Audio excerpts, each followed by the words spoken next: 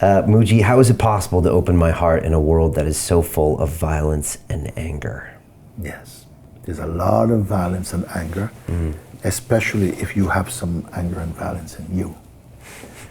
And you know, the world is not just full of anger and violence, it's also full of many beautiful things also.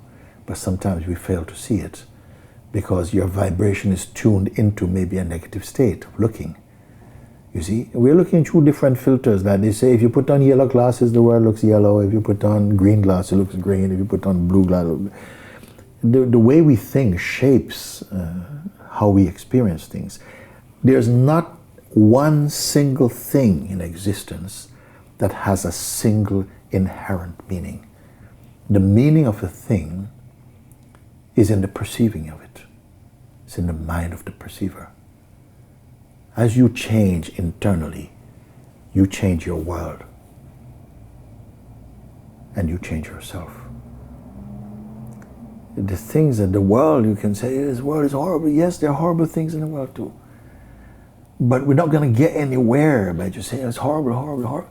No, start to look for the things which are beautiful and just begin to, you know, hey man, that's a really nice flower. You know?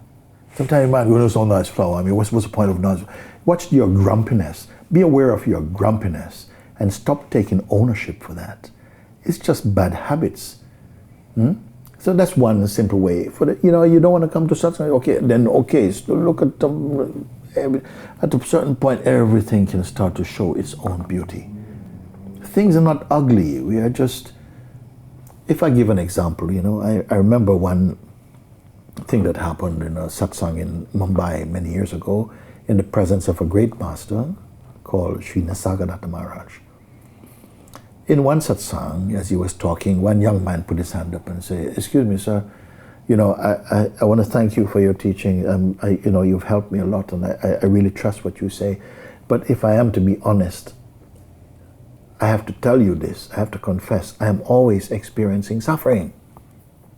The master said, "No, it's not true. You're not experiencing suffering. You are suffering, you're experiencing." What a twist. You're not experiencing suffering, you are suffering, you're experiencing, which means that there's nothing called suffering. Suffering is about an attitude in which you meet things. It is not something that exists in itself. You cannot show a sample of suffering. It is a state in which you are meeting your life. What he did by answering in that way is he gave back the power to you to say, no, the thing is not out there.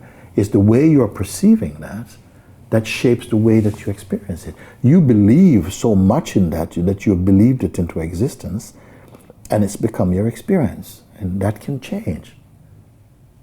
So if we really spend a little time to look into it, and you understand that your world is shaped by your thinking, it's lived from inside out, it's not from outside in only.